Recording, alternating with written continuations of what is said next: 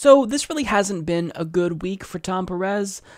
Actually, it hasn't been a very good year for Tom Perez, because even though he was pushed into a cushy new job as DNC chairman, he's really unable to make a lot of friends here, because not only is he facing criticism from DNC members now, but he's been under continuous scrutiny by progressives like myself, because I don't believe that he actually cares about working Americans. I think he is there to do the bidding of the Democratic Party's donors.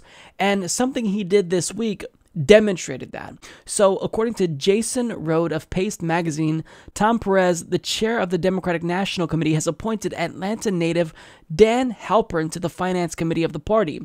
In a party that says it's trying to be progressive, Halpern is a strange direction. As the head of Jackmont Hospitality and the GRA, Halpern has reliably opposed the minimum wage. His record thus far suggests a hostility towards the kind of worker-friendly policies that the Bernie-era Dems are supposedly pursuing. It suggests Perez and Perez's backers and friends have not gotten the memo about economic justice. So at a time when Bernie Sanders was able to finally convince Senate Democrats to get on board with a $15 minimum wage, something we've fought for years now, Tom Perez goes ahead and appoints someone who's against the minimum wage to the DNC's Finance Committee. That is a slap in the face to all of the work that grassroots activists have been putting in, and that's certainly a slap in the face to the party's core base. This is not what the Democratic Party is supposed to stand for. Someone who's against the minimum wage and even hostile towards the minimum wage and raising the minimum wage, that should be unacceptable. He should have just been ruled out entirely. But Tom Perez went ahead and, against his better judgment, if he has any, and appointed this guy who is against workers, who the party's supposed to represent, to the Finance Committee. So that's bad. But it got even worse for Tom Perez, because as the DNC chairman of a party that claims to stand up for disadvantaged minorities, including the LGBT community, Rosie Eftham of Blue Jersey reports Babs Cyperstein was kicked off the DNC by chair Tom Perez. Babs has been the highest-ranking out transgender person in the Democratic Party, an advocate here and nationally for gay and lesbian people, and especially for trans people. It has become her life's mission, and she's done it within the Democratic Party. So now, to be fair to Tom Perez, we don't have a reason as to why he decided to kick out Babs, but the optics don't look good. I mean, for a party that constantly talks about the need for descriptive representation, that is, to get more diversity into powerful positions, this is something that you probably shouldn't do. It doesn't look good, because we know that Babs did not vote for Tom Perez. She actually voted for Keith Ellison to be the DNC chair. So again, we don't have an answer to this. We don't have a statement from Tom Perez or Babs, but the optics don't look good. And just to abruptly fire the highest ranking transgender member of the DNC is very troubling. So these are things that Tom Perez is doing to piss off progressives, but progressives aren't the only ones frustrated with Tom Perez, because he's actually starting to rub some DNC members the wrong way as well. So according to Amy Parnes of The Hill, she reports that as the party undergoes a facelift after last year's disastrous election, some DNC members and fundraisers say Perez hasn't done enough to improve fundraising or build enthusiasm since taking the helm in February. A lot of us feel like there's nothing exciting, nothing invigorating coming from that building, and particularly from Tom Perez, said one top Democratic bundler who complained that the DNC chairman didn't even coordinate the first meeting for fundraisers until several weeks ago. I've never heard from him, not once, the bundler said. If you want to show strength, you personally reach out to all of the big fundraisers.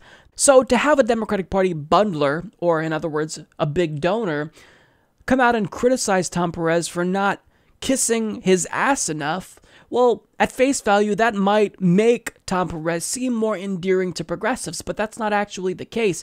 This really is a case of incompetence, because Tom Perez has made it very clear that he's doing everything to reach out to big dollar donors. In fact, right when he was elected, we all remember, they voted down a ban on lobbyist contributions to the DNC, and Tom Perez recently spoke out about doing a better job at fundraising for the Democratic Party, i.e. making them more dependent on big dollar donors. But he's not shunning donors, as one might think, in order to raise money exclusively through grassroots causes. He is just not very good at raising money because he's not good at this job. He doesn't really have any political experience doing this, which is why someone like Keith Ellison was obviously preferable, because even if Keith Ellison wouldn't be good at attracting high-dollar donors for the party, Keith Ellison has a lot of grassroots momentum. And being the DNC chairman, I mean, part of your job is to raise money. In fact, I would argue that that is the entirety of your job, and Keith Ellison would obviously be better than Tom Perez because he has momentum behind him. People believe in him.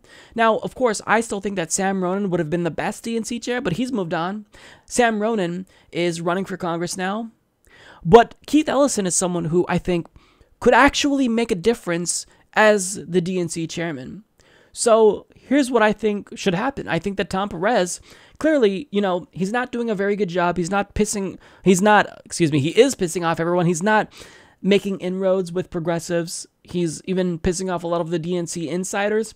I think he needs to step down and allow his deputy DNC chairman, Keith Ellison, to take over for him, because Keith Ellison actually would move the party in a more progressive direction. Is Keith Ellison perfect? No.